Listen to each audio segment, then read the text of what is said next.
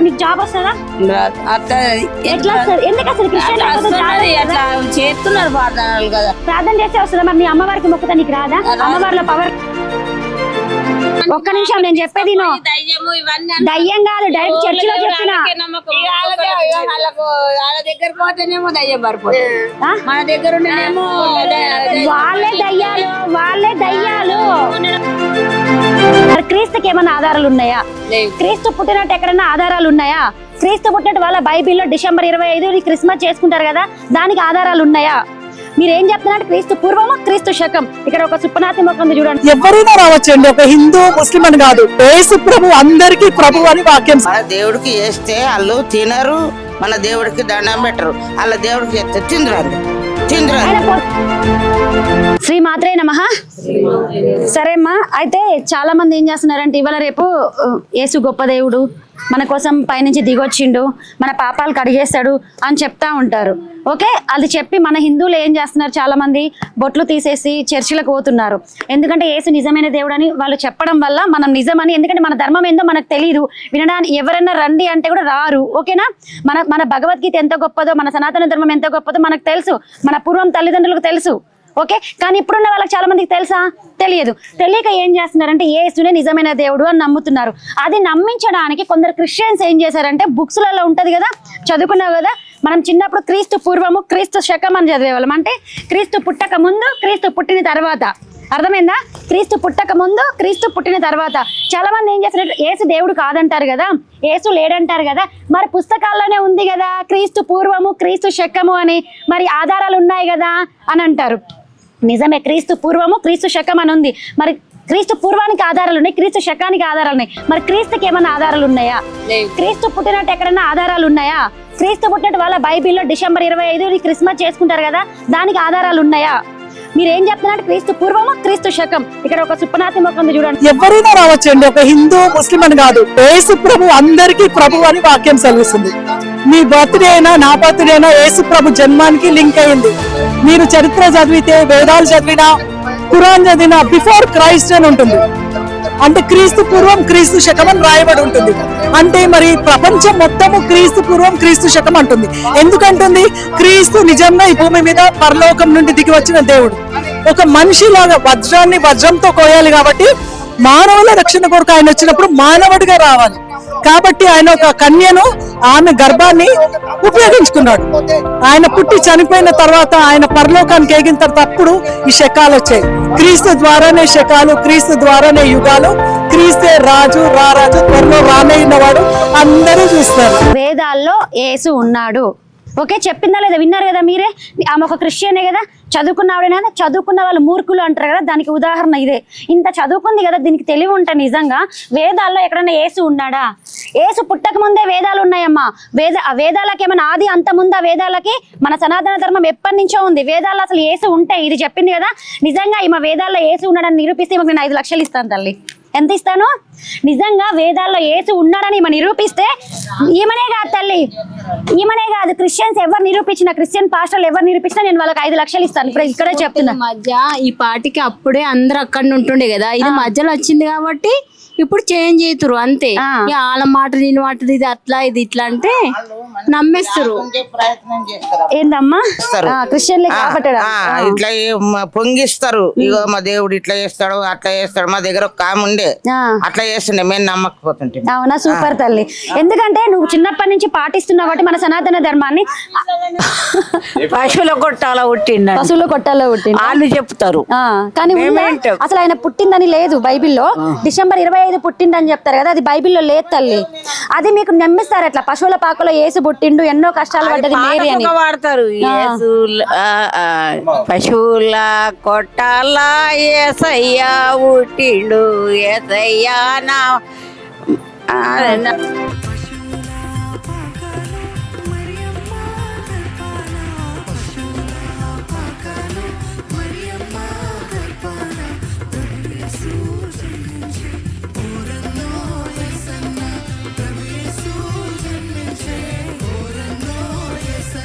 అంతేనా కాదా తల్లి? మన అమ్మవారి పాటలు మనం పాడుకుందాం. ఆయన అయితే అమ్మ ఇప్పుడు చెప్పింది కదా ఈవిడ, వేదాల్లో యేసు ఉన్నాడు బిఫోర్. ఏమని చెప్పింది ఆవిడ? అమ్మ ఏమని చెప్పింది? క్రీస్తు శకం క్రీస్తు పూర్వం అని చెప్పింది కదా. నిజంగా బైబిల్ వేదాల్లో ఎక్కడ లేదు తల్లి. అయితే కొందరు ఏం చేశారంటే మనల్ని నిజంగా యేసు ఉన్నాడని నమ్మించడానికి పుస్తకాలు ఏం చేశారంటే చెప్పాను కదా, క్రీస్తు శకం క్రీస్తు పూర్వం అని రాశారు.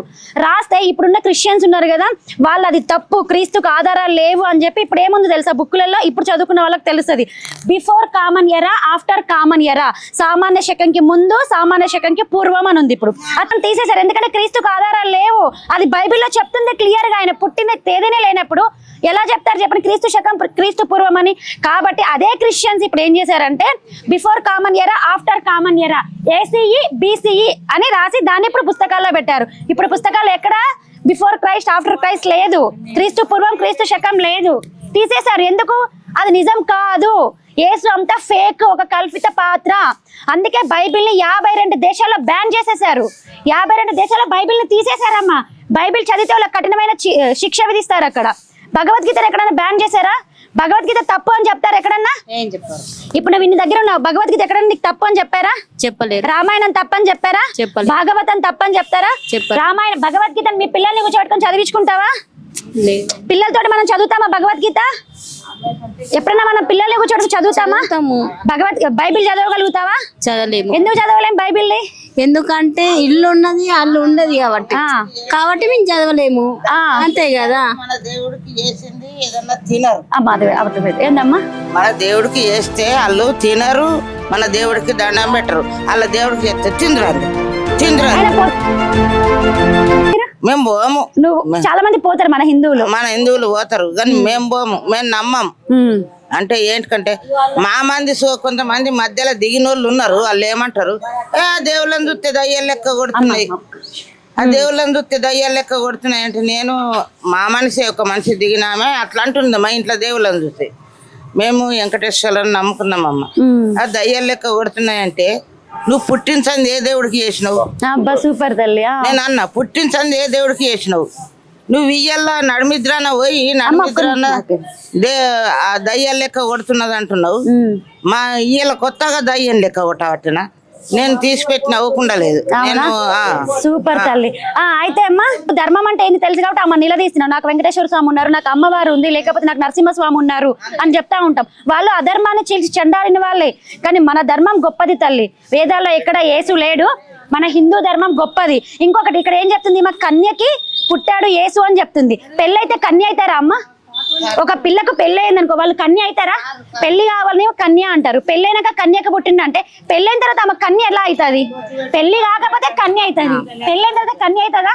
కాదు. వాళ్ళు ఏం చెప్తారంటే కన్యకు పుట్టింది అని చెప్తారు. ఆమె ఆల్రెడీ యేసోపుతో వెళ్ళిపోతుంది. వెళ్ళిపోయినాక ఆవిడ ఎట్లా కన్య అవుతుంది? కాదు కదా. దగ్గరకు వచ్చినప్పుడు ఫస్ట్ ఎల్లమ్మతోని మొక్కుతారు కదా. మొక్కిన తర్వాత యేసు ఇళ్ళకున్న మార్గం వేరే వాళ్ళు తీసుకొచ్చి చెప్తారు, యేసు ఇట్లా ఎట్లా. మరి ఇంతకు ముందు ఇప్పటికైతే ఈ గుడిలో టెంపుల్ వాళ్ళైతే ఆ గుడి ఈ గుడి అని చేసి చెప్తారు. ఈ మధ్యలో అది గుడి వచ్చింది కాబట్టి యేసు ప్రభు అంట వాళ్ళకి వెళ్ళిపోతామంటే ఇక్కడ నుంచి అక్కడ అంటే ఒక పార్టీ నుంచి ఇంకొక పార్టీలో జాయిన్ అయినట్లు వెళ్ళిపోతారు. అవును. అట్లా ఎందుకు మరి? అదే అప్పటి నుంచి ఎందుకు రాలేదు? మధ్యలో రాగానే అది అప్పటి నుంచి ఉండాలి. ఇప్పుడు ఎల్లమ్మ తల్లి అంటే అప్పటి నుంచి ఉన్నది, అది మధ్యలో ఎట్లా వచ్చింది అంటే ఎవరన్నా కల్పిస్తేనే వచ్చింది, ఎందుకు వస్తుండే? సూపర్. నిజంగా ఇప్పుడు చెప్పింది. మన దేవి దేవతలు పురాతన ఎప్పటి నుంచో ఉన్నారు మనకు, ఆది నుంచి. ఇది మరి పుట్టించే వాళ్ళైతే అప్పటి నుంచి క్రిస్టియన్స్ గా పుట్టించవచ్చు కదా. మధ్యలో ఎలా వచ్చాడు? కల్పించారు కాబట్టి మధ్యలో వచ్చారు. అర్థమైందా? నిజమైన సనాతన ధర్మం ఆది నుంచి మొదటి నుంచి మనదే తల్లి. వేదాలకు ఎవరైనా రాశారని ఉందా? అది ఒక గురువుల పరంపరతోటి వేదాలు మనకి ఒక గ్రంథం రూపంలో మనకు వచ్చింది. ఇప్పుడు చదువుతున్నాము అంతే. మరి మనకి ఏ జాబ్ దొరకదు, మరి వాళ్ళకి ఒకటేసారి వాళ్ళ దేవుని నమ్ముకుంటే జాబులు దొరకదు. ఎవరికి దొరికింది? ఎవరికి దొరికింది నాకు చూపి. మస్తున్నది అదృష్టంలో. మనకు లేదా? మన దాంట్లో లేదా? మన దాంట్లో తక్కువ ఉన్న వాళ్ళ దాంట్లో ఎక్కువ ఉండదు. ఏడుందమ్మా ఎక్కువ? వాళ్ళకే ఎక్కువ ఉంటాయి జాబులు అయినా కానీ. చెప్తాను వాళ్ళు ఎంత నీచమైన బ్రతుకులో నాకు తెలుసు. ఇంట్లో భార్య భర్తకి గొడవ, తల్లిదండ్రులకి గొడవ, వాళ్ళు అసలు ఇంట్లో ప్రశాంతత లేనే లేదు. నువ్వు వాళ్ళు ఒక్కసారి చూడు వాళ్ళ క్రిస్టియన్ ఇంట్లో. నేను చూస్తున్నా కాబట్టి చెప్తున్నాం. ఇప్పుడు నువ్వు ఇంత పెద్దగా లక్ష్మి పెట్టుకొని పసుపు పెట్టుకొని లక్ష్మిలా ఉన్నావు, వాళ్ళ ఇంట్లో అలా ఉంటారు ఎవరైనా ఆడవాళ్ళు? ఉండరు. నచ్చాయి కదా అది. అదే నేను ఏమంటున్నా, మొహం చూస్తే ఎట్లుంటది? ముండరాల్లాగా ఉంటది, ఇంటి ముందు ముగ్గు ఉండదు. కానీ నీ ఇంట్లో ఎలా ఉంటది? నీ ఇల్లు ఎలా ఉంటది? మా ఇంట్లో ముగ్గేసుకుంటాం అన్ని చేసుకుంటాం కానీ లక్ష్మికలు ఉంటదా ఉండదా నీ ఇంట్లో? ప్రశాంతంగా ఉంటది కానీ వాళ్ళ ఇంట్లో అన్ని ఉంటదా? వాళ్ళు ఇప్పుడేదో డబ్బులుండి ప్రశాంతంగా ఉన్నారనుకుంటున్నారు కానీ నీచంగా బ్రతుకుతారు వాళ్ళు వచ్చే జన్మలో. యేసు అయిన దేవుడే కాదు వాళ్ళే నన్ను నమ్ముతారు చెప్పండి. అది చేసే దేవుడు అని కాదు కదా మరి, కానప్పుడు మరి నాళ్ళు ఇట్లా నమ్మబట్టి నేను అదే చెప్తున్నా, మన ధర్మం అంటే ఏంటో తెలీదు. అప్పటి నుంచి దేవుళ్ళం కొలుతున్నాము. కొలితే వాళ్ళు ఏమంటారు మీరు కొబ్బరికాయ కొడతారు అవి ఏం లాభం వచ్చే. నేనేం చెప్తున్నా, నీ పూర్వ జన్మలో ఏది ఉంటుందో అది అనుభవించాల్సిందే అమ్మా. నీ కర్మబంధాలు తప్పవు, మతం మాత్రం మారినంత మాత్రం నీ కర్మబంధాలు తప్పుతాయా? నువ్వు అనుభవించాల్సింది అనుభవించాలి. అది ఇందులో ఉండు అందులో ఉండు. అందులోకి పోగానే ఇప్పుడు నీకు జాబ్ వస్తుందా? ఎట్లా వస్తుంది? ఎందుకు అసలు క్రిస్టియన్ చేస్తున్నారు ప్రార్థనలు కదా, ప్రార్థన చేస్తే వస్తుందా? మరి నీ అమ్మవారికి మొక్కుతా నీకు రాదా? అమ్మవారిలో పవర్ లేదు నేను చెప్తున్నా. అవునా? మరి ఎందుకు వచ్చినావు గుడికి? గట్టిగా చెప్తున్నా. గుడికి ఎందుకు వచ్చినావు? గుడికి ఏదో దేవుడికి మొక్కుతున్నామా పోతున్నామా అంతే. అవునా? ఇప్పుడు నువ్వు యేసుకు మొక్కితే ఇస్తాడా నీకైనా? ఇస్తాడు. వాళ్ళకి అంతే అవుతున్నాయి అట్లా. సరే నువ్వు ఇప్పుడు నీకేం కావాలంటున్నావు? ఏదో జాబ్ అన్నావు కదా, నిజంగా నువ్వు పోదాం ఇప్పుడు చర్చికి, నేను కూడా నీతో వస్తాను. ఛాలెంజ్ చేసి చెప్తున్నాను, అక్కడ నిజంగా యేసు అనేటోడు దేవుడై నీ కోరిక నెరవేరిస్తే నేను కూడా నీతో పాటు క్రిస్టియన్ మతంలోకి వస్తా. ఓకే? నువ్వు రాను అన్నప్పుడు అమ్మవారిని ఎలా చులకం చేస్తావు? అమ్మవారిని నీకు ఏది ఇయ్యాలో అది ఇస్తుంది. ఇప్పుడు నువ్వు ఉన్నావు, నీ కొడుకు ఆమె బాధ నాకు తెలుసు. ఆ బాధ అమ్మవారే తీరుస్తారు. ఆ బాధ ఎవరు తీర్చేది? అమ్మ ఒక్క నిమిషం, అమ్మల కన్నా అమ్మనే తీర్చినప్పుడు బాధలు పుట్టనోడు తీరుస్తాడా? మరి అమ్మవారు వచ్చిన వాళ్ళకి మాకు ఇన్ని బాధలు వస్తున్నాయి. నీ పూర్వ జన్మంలో ఏం పాపం చేసుకున్నావో తల్లి, ఈ జన్మలో నువ్వు అమ్మవారిని కొలుస్తున్నావు. నీ పూర్వ జన్మంలో ఏముందో తెలియదు కదా. అమ్మ అది కాదు, ఒక్క నిమిషం అమ్మ, ఒక్క నిమిషం. నేనేం చెప్తున్నా, నిజంగా ఈ మన్నది కదా యేసు లేకపోతే అన్ని వస్తాయి నాకు, నేను వస్తా పోతున్నాడు ఛాలెంజ్ చేస్తా. వాళ్ళ దగ్గర బొట్టు పెడితేనే దేవుడా, మరి బొట్టుకు భయం పట్టేటోడు దేవుడా? బొట్టుకు భయం పట్టేటోడు దేవుడా? బొట్టుకు భయం పట్టేటోడు దేవుడా? వాళ్ళకే ఉంటది, మనకే ఉంటది. బొట్టుకు భయం పడతా మా దేవుడు ఎక్కడన్నా? దేవుడు పంపిన దూత అంటారు, అసలు మన దేవుడు పంపిన దూత ఆయన. దూత కాదు ఏం కాదు తల్లి, దయ్యం ఆయన. అదే మరి దూత అంటే దయ్యమే. అబ్బా సూపర్ తల్లి, ఏమన్నా దేవుడు పంపిన దూత అంటే దయ్యం. దయ్యం. దయ్యం దయ్యం నేను కరెక్ట్, నేను నమ్ముతా. మరి దయ్యాలు నమ్ముకుంటారా తల్లి? దయ్యాలకు అనుకున్నాయి అవుతున్నాయి, మనం దేవుళ్ళ అదే దయ్యాలు ఫస్ట్ వాళ్ళకి రుచి చూపిస్తారు. నాకు తెలుసు ఈమె, నేను ఒక మా అమ్మలాగనో చిన్నమ్మలాగనో భావించి చెప్తున్నాను.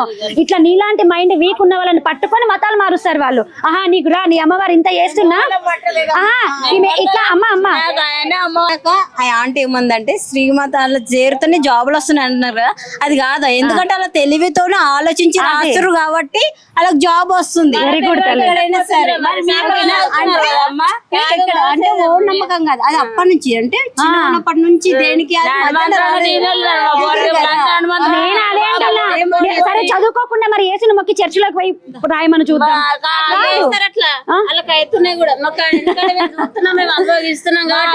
తెలుసు. సరే పోదాం ఒకసారి మీ గల్లీకి, నేను కూడా వస్తా, మాట్లాడదాం. మీ గల్లీ ఎక్కడ మాట్లాడదాం నాడు.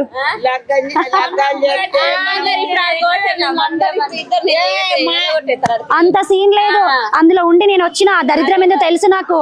బైబిల్ చదివి చర్చికి పోయా. అమ్మా ఒక్క నిమిషం, నేను చెప్పేది దయ్యం కాదు, డైరెక్ట్ చర్చిలో చెప్పిన. వాళ్ళ దగ్గర పోతేనేమో దయ్యం పడిపోతుంది, మన దగ్గర ఉండేమో వాళ్ళే దయ్యాలు, వాళ్ళే దయ్యాలు. డబ్బా తీసుకుపోయి ఇచ్చిన ప్రార్థన చేస్తారు, నీళ్ళకైనా ప్రార్థన చేసి. నువ్వు పోయినావు ఎప్పుడన్నా? పోయినావంటే ఆల్రెడీ నాకు జ్వరం వస్తే ఒక పిల్లవాడు వచ్చి మరి నీ గుడికి ఎప్పుడైనా తీసుకొచ్చినావు వాళ్ళని? రారు కదా. మరి నువ్వెట్లా పోయినా వాళ్ళ చర్చికి? అట్లా నమ్మకం ఉంటదని అట్లా నమ్మకం లేదు, పాడు లేదు, వాళ్ళు అట్లా చెప్తారు. మామూలుగా నేను ఇట్లా మైక్ పెట్టుకోకుండా అన్నమత దగ్గర పోయి కూర్చొని ఒక్కసారి నేను చెప్తాను, మీరు మైక్ ఆఫ్ చేయండి. మీరు ఒకసారి ఆఫ్